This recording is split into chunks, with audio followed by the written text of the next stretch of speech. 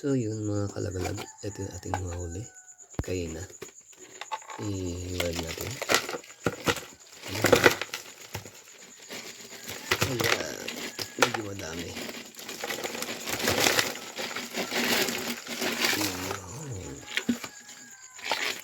Okay, meron tayo nahuli na indong.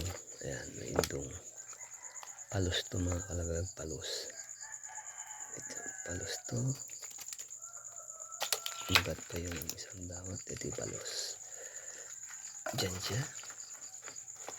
Tapos meron tayong natawag na palad. Ayan, palad na isda to, kalagalag. Kung lumangoy ito ay pa ganyan, hindi siya patayo kasi yan, baligtaran yan. Oh, ito ang palad na isda.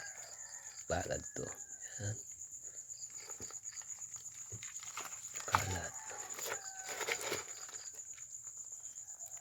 Ito naman ang buslit kung tawagin na. Ayan, meron din tayo dito na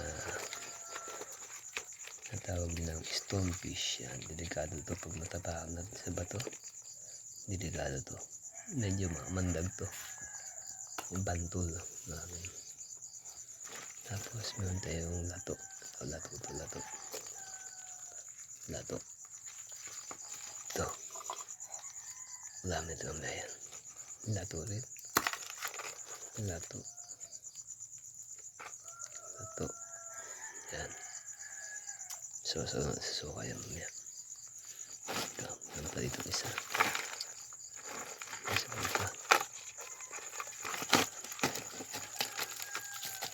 Ayan, bantul.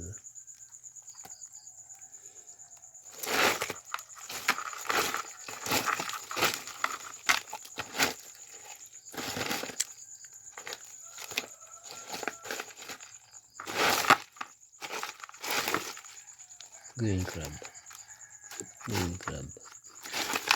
Ayan, ano pang isa. Ayan,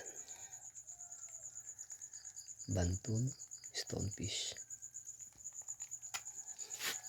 At nakahuli rin tayo ng natawag ng 11-11. Ayan, kaya tinawag siyang 11-11 dahil sa polka dot yung to. 1, 2, 3, 4, 5, 6, 7, 8, 9, 10, 11, 12. Actually 13 to kanyang polka dot, no? So hindi siya 11-11, hindi siya accurate. Hindi siya 11-11, 13 dot meron siya. May isda to ito. Yan, may isda pang isa. Isda. Yan.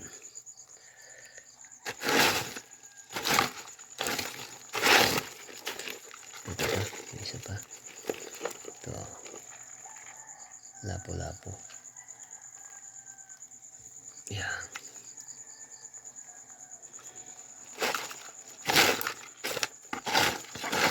Okay, wala na. So meron tayong crabs, meron tayong fish, at saka meron tayong seaweeds, at meron tayong isang malaking, ay hindi nung kalaki yan, indong. Ayan, palos, yan. Thank you for watching. Bye bye.